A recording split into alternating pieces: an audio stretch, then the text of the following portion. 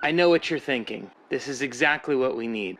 Another middle-aged male talking about his favorite toys and video games from when he was 9 years old. I've been doing YouTube for about a year, and it's been such an amazing experience for so many reasons. And I thought that today would be a good time to look around and say, how's it going? There are so many things I did not expect when I started this channel. I thought that it was about making cool videos and an audience would naturally just find their way to it, but that's not the case. You have to know thumbnails, you have to know titles, you have to know about retention, click-through rates, should you or should you not have an intro. What holds an audience member's attention is really relevant, whether you are making a YouTube video or shooting a 3-hour-long film or you're giving a lecture. You can't ignore data, and that can be really frustrating, is that sometimes it feels like, I think this is what's right, this is what's true, but it's not. That can be really hard to stomach because sometimes it feels like a personal rejection. So I had to turn to an expert. Caleb from Phoenix Resale is joining me on the channel today to give me a high-level overview of the channel. What does he think are the strengths? What does he think are some weaknesses? And we go into a few other questions along the way as well. Why Caleb? Well, his channel is much bigger than mine. He's experienced a lot of growth. He's experimented with things that do and don't work. Caleb is a really generous person. This is something he's done for a lot of channels where he's advised on how they present themselves and what they do. And I hope that you will learn something as well that makes your channel grow. Let's get into it and hear what he has to say. And thank you for joining me today on Mort's Garage. You ready? Ready. We're on, baby. How you doing? Good. How are you? Happy to be here. I'm so excited to have you here.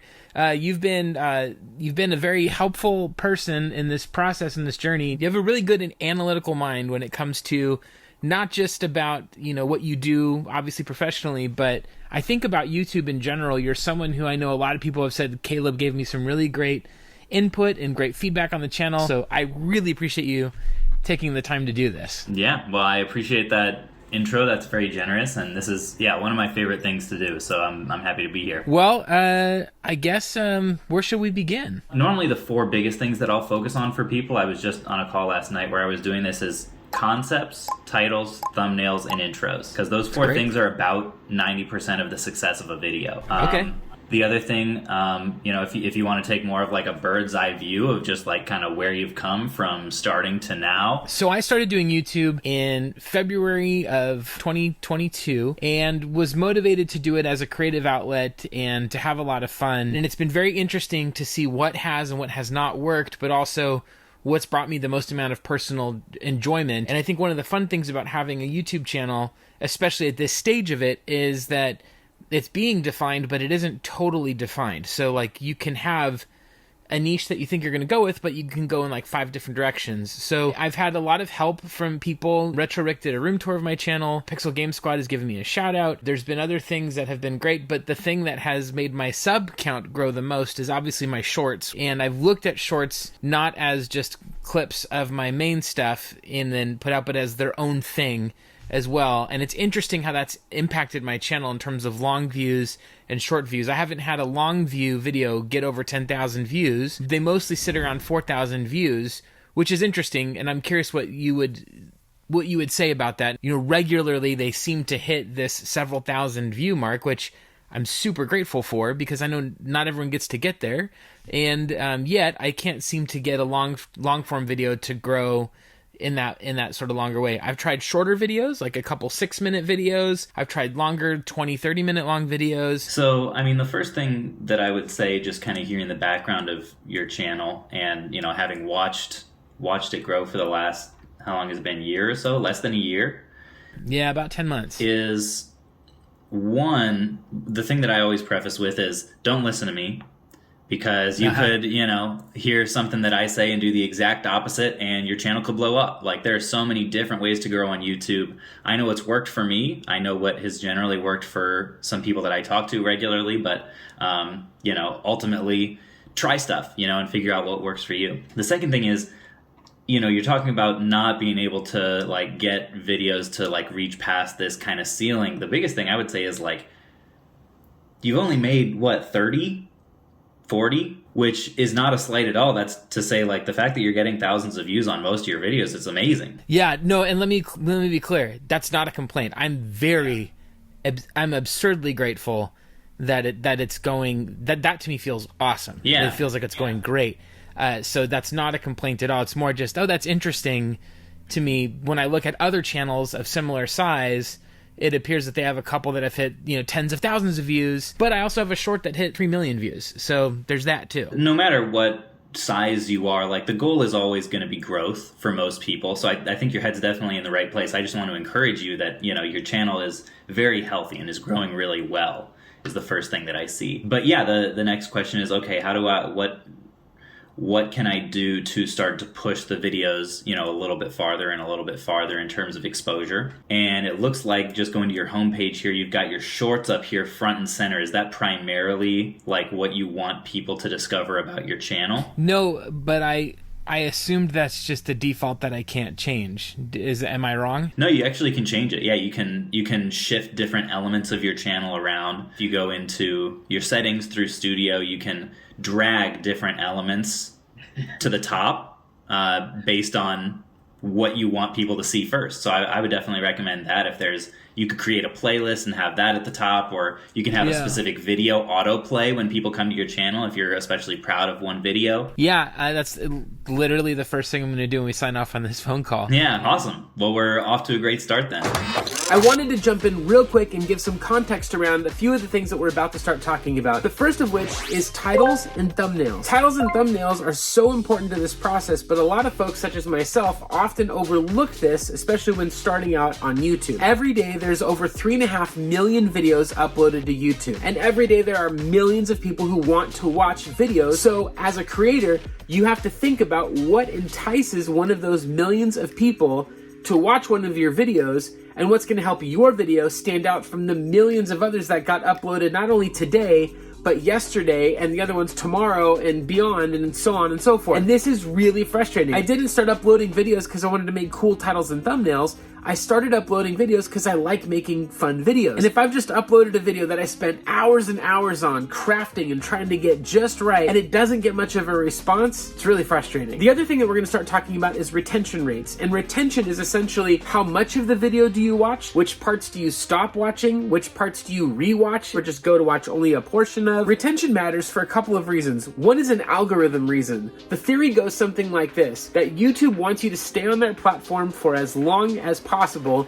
because you're likely to see more advertisers, ads, and products. That's really exciting for YouTube because they're going to get paid more money, and then everyone makes money. The logic behind this goes, if I can keep you watching longer, I'm going to recommend the videos that help me to do that. But creatively, retention really matters because it lets me know what you are actually watching or skipping through. I might think that something that I made is really cool or really funny or exciting to watch, and it might be the part of the video that people skip. And if 10% of the audience skips on that part, that tells me in the future as I make things, I need to be more creative or more careful with how I implement those kinds of ideas, if I even implement them at all. I really want to know Caleb's perspective on these things, so let's listen to what he has to say.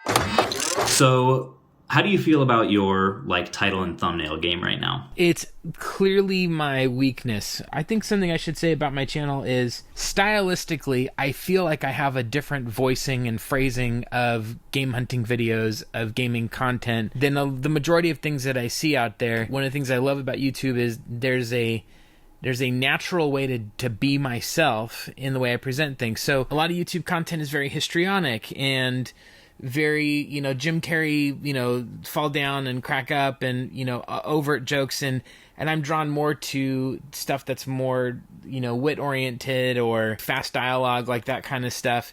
And so I really enjoy that. So my thumbnails wise, I want to have thumbnails that don't look like everyone else's thumbnails, but I kind of had disdain for thumbnails before, but now I really appreciate them because I get it. Thumbnails are the movie trailer, to your movie, and you need to think about how people will see that and then be drawn to it. And part of that is you have to critically think about things like, well, who's my audience? Like, is my audience gamers? Is my audience people who had a Nintendo 64 back in the 90s and, don't really care that much but enjoy hearing someone else talk about it? Are they, hardcore collectors? I think all that stuff's really fascinating to think through because I don't want to be put into and have my thumbnails and everything look the same as your videos and as, Pixel Game Squad. So you'll see on the thumbnails in general, there's kind of a few phases. One is me trying. Those are not very good. I don't know how to do Photoshop at all. I'm doing everything on Final Cut. Some of the words are like really impossible to read on some of my videos. And then I had a friend of mine, she designed some stuff for me. It was really bright, really colorful, but there's still something missing from it. So then I went back to some of my own stuff. I was like, okay, I'm going to use Futara font and I'm going to just go real big with some words on it. And then I handed it over to Dan from JRPG Life, and he's designed the last couple, and those have had my highest click-through rates by a couple percentage points. So there's something there that's working. So Dan's got the sauce. Dan's got the sauce, but I still don't know what I'm doing, Caleb. Help me. Okay, for sure. So you sent me one that you posted recently that was a Super Mario surprise at the swap meet that you said you were looking to talk about. How has that done for you? How have you analyzed that? So the reason I wanted you to see that video is because it encapsulates at this time what my channel is about. There's a skit in the middle of it that I'm pretty proud of. There's the edits and the pacing at the beginning are fast. Instead of gaming music, there's jazz music, like all that kind of stuff. Stylistically, it fits. And then when I go to the performance, it has what most of my videos do. The first 2 or 3 days, I get that about 3,000 views. My retention graph says that I'm at about 56%. Most of my retention is between 50 and 60%, which I feel really grateful for. It does dip during the skit that I do, but I'm also selling a shirt. And in my other skits, I'm not doing that. And my retention does not dip during that quite. So I think people are just kind of like, don't sell us stuff. Yeah, I would say like first impressions of the title and thumbnail. What I like about the concept or about the idea is that it reinforces something familiar while at the same time it doesn't give away everything, right? You're looking at something, you're pointing at something, you know that it's something Mario related, but you don't know exactly what it is. It strikes a good balance of, okay, for Mario fans, there may be some intrigue there, but you have to click in order to satisfy that curiosity. It opens a curiosity gap that only can be closed by clicking. And I think that's really powerful and something to definitely continue to do in future uploads if you can. In terms of the thumbnail, I do like the colors. I love that the Mario is right over like a generally blue area. The outline, I could do without. There are other ways, but it's hard to tell you how to like improve this without like just like getting better at Photoshop, which ultimately for me is what it has come down to. I did Photoshop for maybe 3 months or so, and I think my thumbnails got a lot better before I hired a thumbnail artist. But overall, I think this thumbnail really serves its purpose and is doing well. What I'd be most curious about, having watched this video recently, is I thought that the intro was really solid. You jumped right into like an interesting thing that you found. You were shocked by it. So you gotta get an acrylic case for that, okay? Holy cow. Do not bend the cardboard. I'm taking this back to my car right now so it doesn't get damaged, but oh my gosh. Never thought I'd find this at the swap meet. Like, holy cow, this is a crazy thing. I need to protect this. Then boom, right into your intro, and then boom into your I don't know what you would call it, not an intro, but like your song, your theme song. And then into the video intro of setting the scene. I'm so glad to be here. It's beautiful. You look beautiful today. Look at you. Oh, how adorable you are. Today is a great day. I'm meeting up with some friends. My intuition would be that on the retention graph you'll see a bigger drop off there. Yeah. And then maybe even a little bit of a raise back up after the theme song for people who are skipping through that. Yeah. Is that true? No, that's what's really interesting. People really love the theme song. I made the theme song just because that's, again, personality-wise, that's who I am. I love making music and writing songs, and the song is goofy. It's not like a cool like 80s synthwave kind of a thing. It's so dumb. And I still on videos get comments on different aspects of what's in the theme song, like that's a regular thing. So there's a piece of it that, at least for the audience members who do stick around, they really like it. And I carefully only put it in these videos, in the game hunting ones. I don't put it in the other ones. So all of my intro graphs or all of my retention ratings are the exact same, which is at about 30 seconds it goes down by a third, and then it stays basically steady the whole way through, except for it has a little bit of drop off by about minute 11. That's true of just about every one of my videos, even videos that don't have the intro theme song. I have an appraisal video I did for my friends N64. There's a little bit of a contextual setup, but it's not a theme song. It's just here's what we're going to do in the video today as its own kind of hook. And it's still the same thing. It's like people will click on it and go like, oh, I didn't want to watch gaming stuff, and then they click off. That's what it feels like to me. It doesn't feel that there's no dip and then rise. It dips and then holds, whatever it is. Well, okay, that could also in itself be dangerous though. Okay. Because if people aren't skipping through, they could just be clicking off, and you won't necessarily be able to see that. You said that at 30 seconds it tends to be at around like 67-ish%. Is that right? Yeah. I think that if you honed in on it, you could get that up to be in the 70s, potentially up to high 70s. My best ones are low 80s. But what I'll say is you're doing the right thing here with the first frame of the video of just jumping right into the action. Don't bog people down with context or explanations. It's much more interesting to just start with what people clicked for and then continue that but explain as you're going along. That's what I always try to do, and I think you're doing that really well here, but it's very hard to do and keep momentum up if you're always taking 40 seconds or whatever to roll the intro song.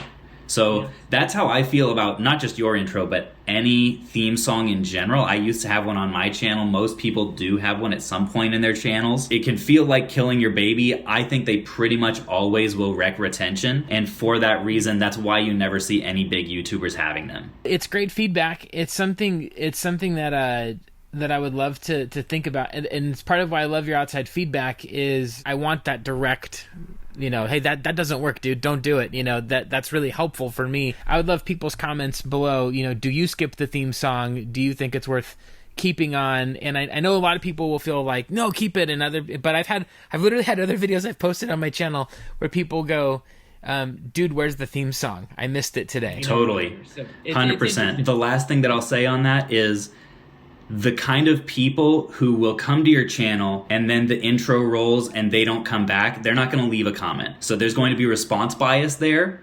And you have to be careful. Anytime you're looking at comments for feedback on your channel, you have to realize that it's only going to be like, if all the viewership of your channel is a bell curve, it's only going to be the 10% on the ends of that bell curve of people who hate you and people who love you. The other 80% of everybody isn't going to say anything. Right. So that's where you have to only look at analytics if you want the real idea of what people like and don't like of your channel. I love that. And it's true, data does not lie. I would like to know, in your experience, have you ever changed a title and thumbnail and it's had a positive or negative effect on viewership of your video? Absolutely. All the time. One of the biggest things that I committed to for this month in order to grow my channel is I downloaded this third-party application called TubeBuddy that allows you to A/B test titles and thumbnails. So previously what I was doing is I would see that a video was underperforming relative to what I thought it could do, and I would go back to the drawing board and say, okay, do I think this title is not that engaging? Do I think this thumbnail maybe isn't as interesting as it should be? How can I rework this? And then I would change it. And, hopefully a month or two later, I would come back to it and see maybe the graph went up a little bit and the views. That's, it's better than nothing, but it doesn't actually give you any data to work with. Right. So I went ahead and pulled the trigger on the $25 a month for TubeBuddy that gives me the actual click-through rate data on A/B tests. And what they do is they'll switch automatically every day at midnight back and forth between two thumbnails until they have enough viewer data to say, okay, this one had a click-through rate of 7% and this one had 7.4%. And with that foundation, I'm actually able to hone my future uploads and know, okay, blue sweatshirt doesn't work as well as yellow sweatshirt. Or having my face in the thumbnail doesn't perform as well as just focusing on the item. And you can get super granular with like this font versus this font, this color versus that color. So I highly, highly recommend that if you're looking to tweak your thumbnail strategy over time. Or titles. You can do the same thing with titles and it's super helpful. So I committed this month to every single upload A/B testing something about what I'm posting. Anytime I've tried to change anything, it's had no effect, but it's also, I'm probably changing one thing to another that just parallels it in a way that has little or no effect because I just don't understand thumbnails the way that I think I understand other aspects of this. Yeah, and honestly, like the best way I think to get disproportionate results and do almost the same work is to get better at titles and thumbnails. So it's something that not everyone is drawn to. I'm like semi drawn to it. It's not like, I'm not a designer, I'm not an artist by trade. You know, I like making videos. I was at a convention not long ago, and one of the main speakers, a YouTube convention, not a video game convention, and one of the main speakers has blown up on YouTube this year. He said that the thumbnail of a video constitutes 80% of the success in his opinion. And I'm just like, I spend maybe 10% of my time on it. Maybe. And if he's right, then that's backwards. Yep.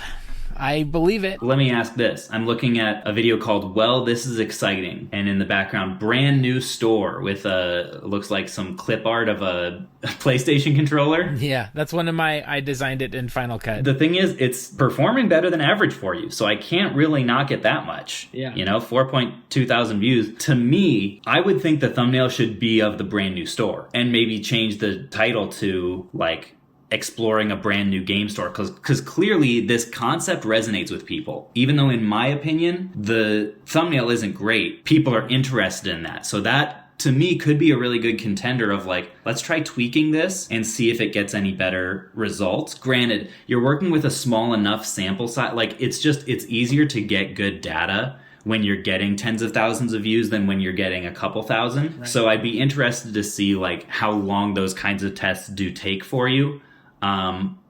But that could be a good candidate, because the thumbnail and title should always be like harmonious and complement each other.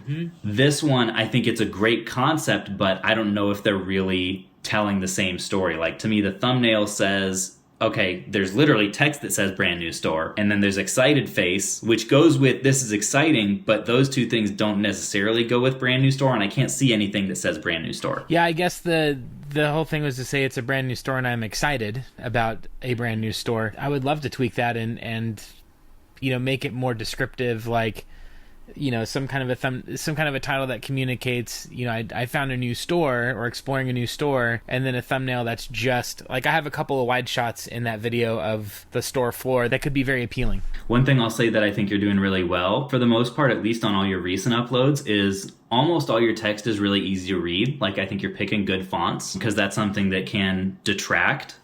I would the challenge that I would have to you is to ask yourself with each thumbnail if there's a way that you can visualize it with no text. Okay. That's what I see people going to more and more on the platform, is like, if you can tell the story that you're trying to with a picture and use the title as the only text you need, I think usually that's going to be more powerful. Okay, that's great.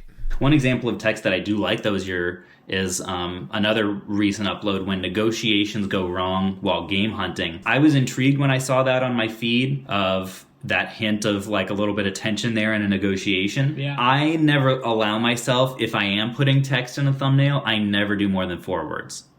Okay. Because people are seeing it so small, and they're only going to give it a fraction of a second glance, and if they can't read it in that time, then like, they're confused and they'll just go to the next one. So that, by ranking by views, that's my best performing video right now. Yeah, that doesn't surprise me at all, because even though technically it violates the text rule, I think the object is interesting, right? I'm like, okay, I know Ganondorf, I'm curious what that might be worth, but there's also that interpersonal element, which I think people are really drawn to about YouTube in general, of like, they want to see something real. One of my reseller friends who also has a channel says that anytime he can include like other people in the title and thumbnail, right? If he's doing a negotiation, like, she hated my offer or something like that, right, you know, right. He always tries to, because that kind of tension is just very naturally interesting. Yeah, that's interesting, because I think I have a personal discomfort with some of that,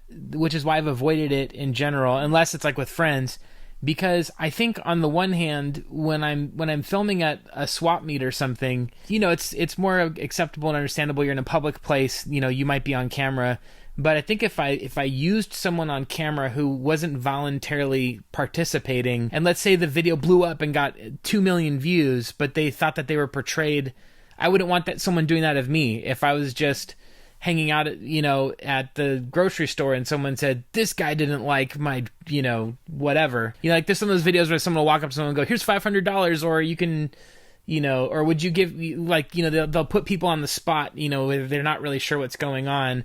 And then if I was suddenly in a thumbnail in a viral video, I would be really uncomfortable with that. But I agree with you that seeing that there's a discord or a tension on the screen does prompt me to want to look or to click on it. But I feel like there's just a kind of do unto others for me personally on that. So that's an intentional choice. And that, like, if it's something that you feel icky about, then stick to it. Don't violate that for views. That's a path you don't want to go down. No, and generally speaking, when I film, I'll either ask the vendor or I'll intentionally crop their face out. But a lot of the vendors know me and they know, like, oh, he's probably filming right now. So it's been a really fun thing, and they like seeing themselves on camera and stuff, so that's been really cool. Yeah, I've started recently adopting a similar rule for myself that, like, if I'm in a pawn shop where I don't know the people, I'll angle my camera down and, not get people's faces and, just film myself and the objects, because you never know when a video might blow up and, like, suddenly they might get people walking into the store and be like, hey, I saw you on the internet. And that's, if I don't know the person and they don't know what I'm doing, then I don't want to put people in that position.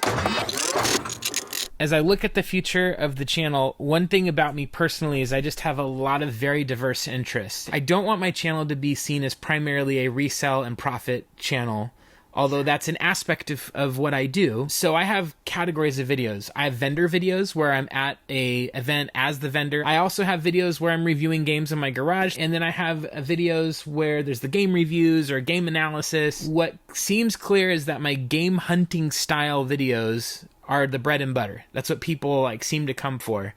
But if I don't want to just stick with that, because that's, I don't have a storyline for it. I don't have I'm trying to go from A to B. It's more like I'm just having fun. My question to you is, at what point do you start a second channel so that it finds that audience that might find it interesting? So the point of this second channel would be to try to find other topics that you can potentially make videos on and explore different interests. So right now I'm sitting on about 15 videos to edit. All of it is themed around gaming. It's not like I want to do movie reviews on my gaming channel. I understand that that's a second channel.